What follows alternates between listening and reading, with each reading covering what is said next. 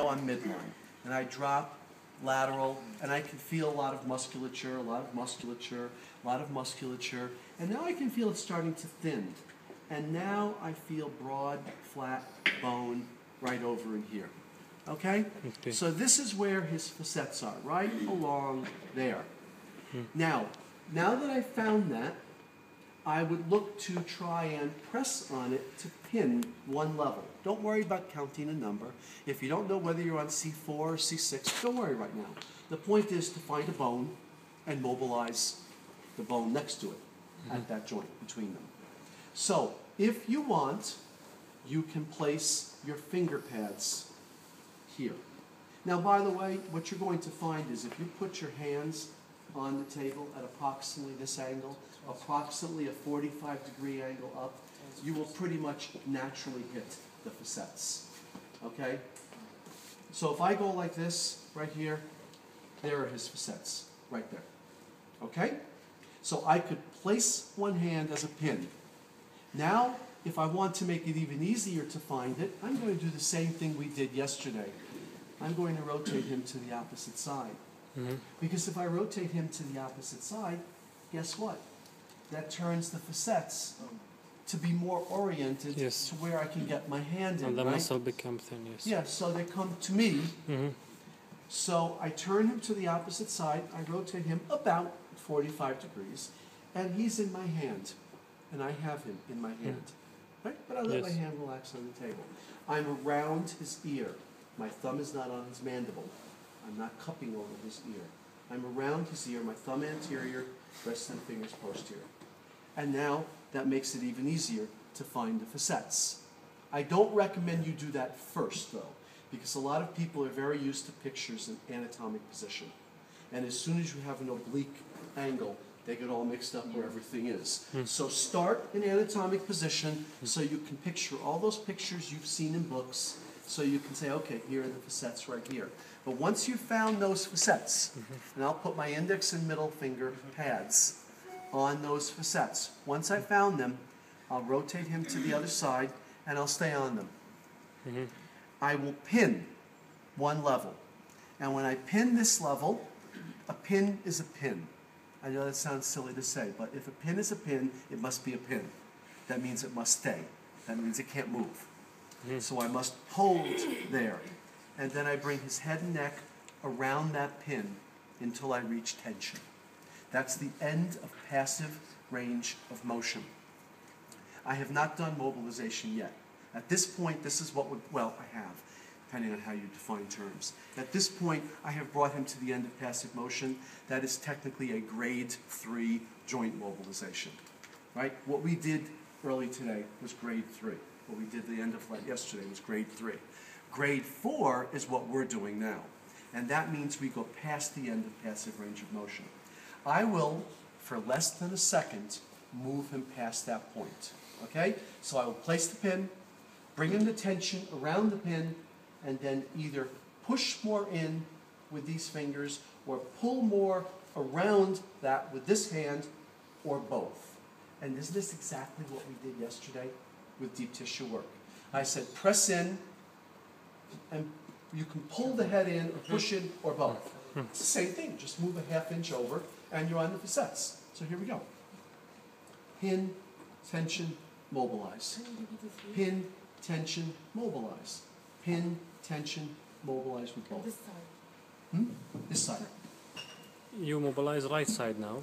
So now, and then we can talk about exactly what we're mobilizing. We're really mobilizing both sides because there's two facets, one on each side, and you're mobilizing the side of the facet joint away from you for both facet joints. I can draw that later on. Okay? So here, I place the pin, I bring him to tension, I push more in. I place the pin, I bring him to tension, I pull more around. I place the pin, I bring him to tension, I do both. I hold it for less than a second, I ease off. It is typical to do oscillations. You can do 3 to 5 oscillations. You don't hold a mobilization for a long period of time. That's very uncomfortable. Okay, if you do that, they're going to fight you. Okay, you're going past passive range of motion if you're truly doing a mobilization, and you're going into what's called joint play.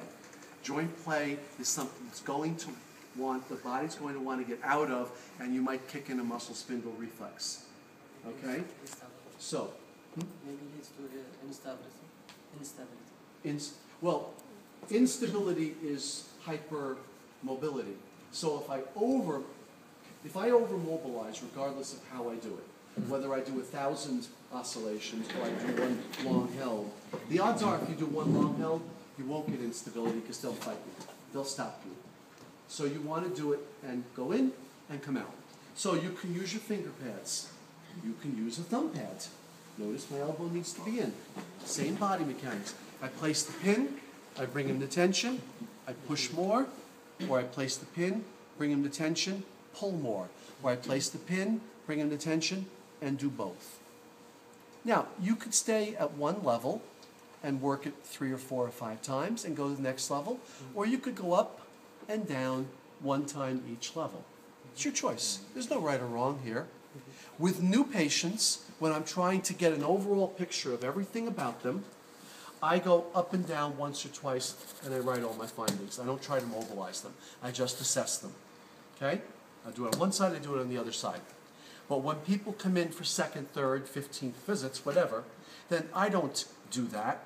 I just go in and I feel an area, and if it's good, I go to the next area. If I feel it's good, I go to the next area. And if that's locked, I mobilize it while I'm there. And then I go to the next area. And I'm on the facets. So you will probably, I'll have you begin with finger pads or thumb pad. But the most powerful and the most comfortable contact is the radial side of the proximal phalanx of your index finger. Because it's broader and it's flatter, so it's more comfortable. And because the rest of your fingers are behind it, it's stronger. So that this compared to this, compared to this. Okay? He's locked up in rotation between C1 and C2. Okay? Now, as a chiropractor, I would add a fast thrust. And that would be a grade 5. I'm not teaching you to add fast thrust. I mean, I don't know your laws in Jordan, but in the United States, only chiropractors and osteopaths do fast thrust manipulation. Okay? So it's out of the scope of practice and illegal for other manual therapists to do that. Okay? So I'm just making that point. But I can, you don't have chiropractors here? No. Do you have osteopaths here? In Palestine we have 4. And we 4? 4 chiropractic in Palestine now. 2 are graduate from United States, 2 from Canada. Okay. They gave us 2 courses, yes, for sacroiliac adjustment, lumbosacral for neck. But for the neck, no way. No. Just the chiropractic. Okay.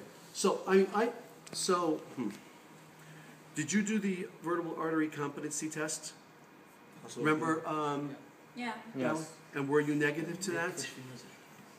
Well, Fine. عملت الفحص امبارح صار عندك You شوي؟ did? Yeah. Really? Yes. You had dizziness or nausea? Nystagmus. Did you really? Yes. Okay, then I'm not going to adjust his upper cervical spine. مين عمل الفحص امبارح Okay? هذا وما I'm صار معه شيء surprised given وأموره his تمام. age. But صح؟ does يلا someone محمد. else have a restricted neck so I can just show you what a grade 5? Come on over. Okay, you're يلا being سيدي. replaced because of your فينا nystagmus. رقم أهلك. يلا حبيبي. I'm just going to move this a little this way, so this is not in the way. Okay, lie down, spine.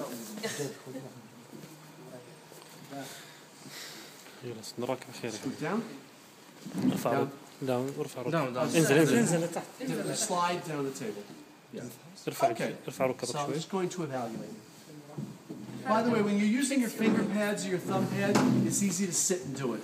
But when you switch over, bless you, to your index finger, it's very hard to sit and do it. Chiropractic is my friend. He examined my neck. He said that you need adjustment because I have cervicogenic headache. Most of the time I have headache. Headache from? Occipital area. Okay. Okay. But he was busy to do that. you. So I just want to say that normally this is done after the area is warmed up. So I'm doing this out of proper sequence. So I'm just feeling for restriction, right? So there's some restriction right there. Yes, Okay? exactly. So right there. So what I would do, just let yourself drop. There. Right? So I just added a fast thrust. That's all I did. Okay? And he released very nicely. 2 joints فتح released. الانجكشن What's that? Injection organ. The blood? Normally I also ask, are you a lawyer? Or are you married to a lawyer? Okay. So, so now just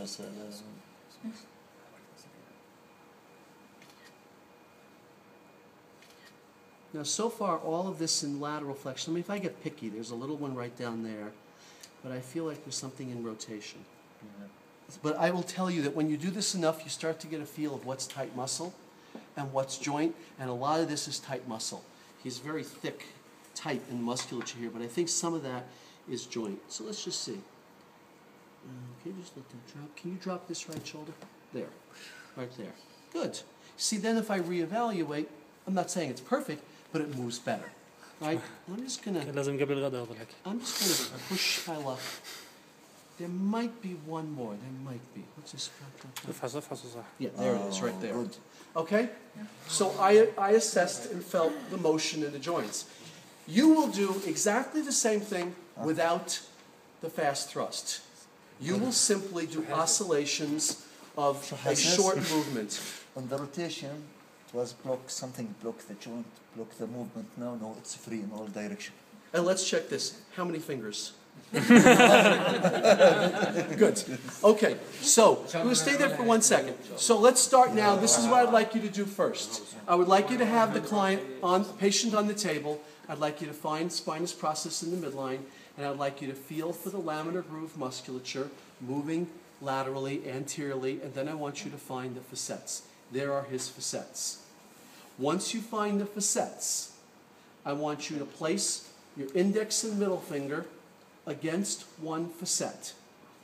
Rotate him to the opposite side. Okay, I would normally be sitting for this part. Thank you.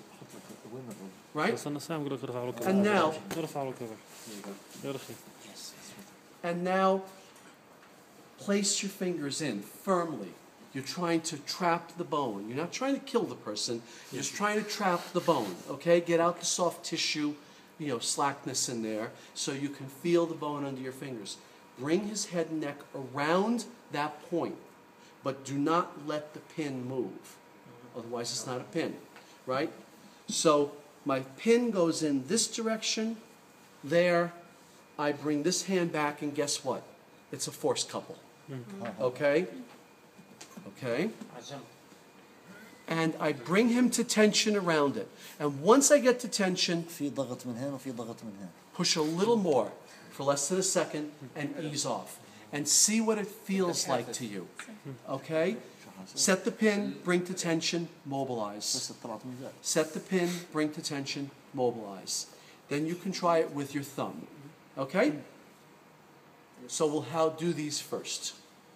Any questions before we start? No?